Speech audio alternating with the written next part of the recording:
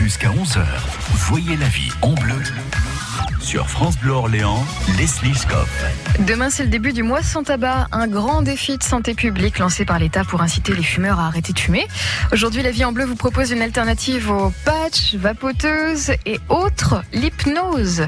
Arrêter le tabac par l'hypnose, comment ça fonctionne ? Bonjour Sylvain Bresset. Bonjour Leslie. Vous êtes hypnothérapeute. Avant d'en venir à l'hypnose pour arrêter le tabac, notre sujet du jour, on va un petit peu reposer les bases parce que tout le monde ne sait pas exactement ce qu'est l'hypnose et comment ça se passe. Alors justement, si vous deviez redéfinir, qu'est-ce que l'hypnose ? Alors souvent quand on parle d'hypnose, les gens imaginent Mesmer, les gens qui à la télévision s'endorment, etc.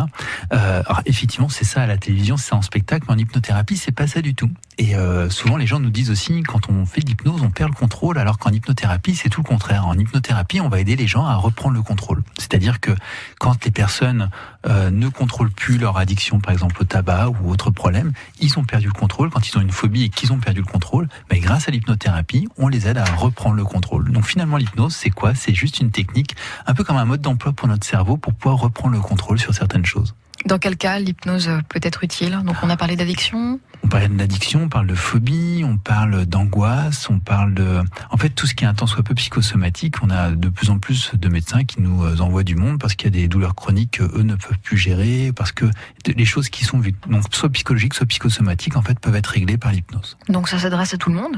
À tout le monde, oui. Et même au-delà de ça, ça peut même s'adresser, parce qu'on travaille de plus en plus avec des sportifs, avec des enfants, pas pour des problèmes de santé, mais pour des problèmes de capacité. Augmenter les capacités d'un sportif, supprimer les... On en avait parlé il n'y a pas très longtemps ici, des phobies scolaires des enfants, ce genre de choses. C'est des choses qui peuvent tout à fait être traitées en hypnose. Alors, on a parlé des médecins. Ça voudrait dire que l'hypnose est une technique reconnue par les sciences maintenant ? On fait de plus en plus d'opérations sous hypnose. À Orléans, pas beaucoup encore, même si l'hypnose commence à rentrer tout doucement. Mais à Tours ou à Paris, de nombreuses opérations sont faites avec des anesthésies sous hypnose et pas de produits chimiques, pas d'adjuvants.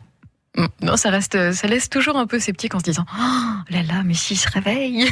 Mais il est pas endormi, donc il est réveillé déjà. Voilà. Il peut pas se réveiller, il est déjà réveillé.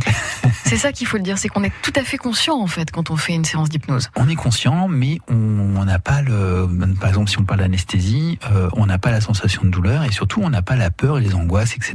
Parce que si je vous dis là, je vais avec un scalpel vous ouvrir le ventre, etc. Dit comme ça fait très peur. Mais en fait, quand vous êtes sous hypnose, c'est comme si vous étiez loin de tout ça. Vous faisiez complètement confiance au praticien, au chirurgien qui va vous opérer, et donc tout se passe bien. C'est un genre de rêve éveillé ? On peut le dire comme ça, oui, j'aime bien cette définition. On peut le dire comme ça. Est-ce que ça peut faire remonter des souvenirs ou des émotions désagréables ?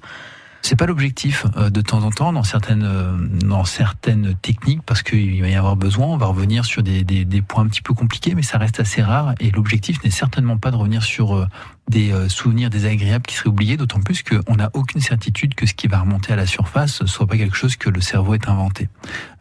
Tout ce qui va remonter sous hypnose ne peut en aucun cas faire office de vérité. Par contre, ça peut aider la personne à pouvoir mieux intégrer, assimiler un problème qu'elle avait depuis quelques temps, quelques années. Parce que tout ça peut faire peur. Certains vont se dire, oh là là, non, moi je veux pas y aller, ça va me détraquer complètement.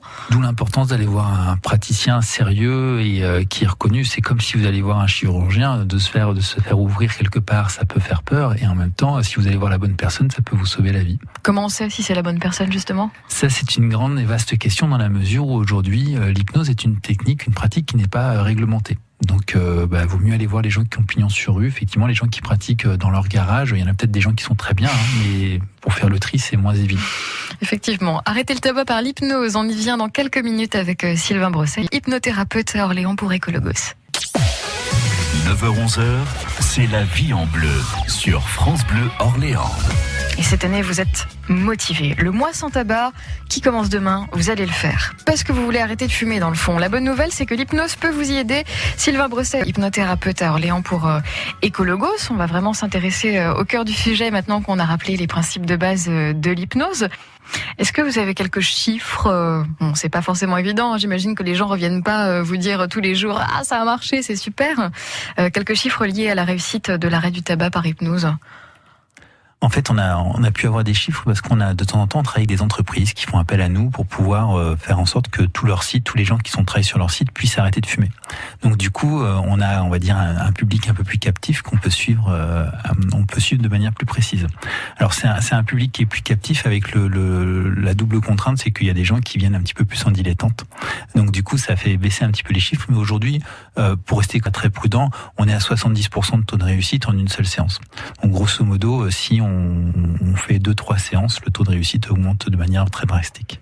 Très intéressant, définitivement. Arrêter le tabac par l'hypnose, le dossier du jour de la vie en bleu avec Sylvain Brousset, hypnothérapeute chez Ecologos à Orléans. On va s'intéresser à comment se passe une séance, par exemple, dans les prochaines minutes. À tout de suite.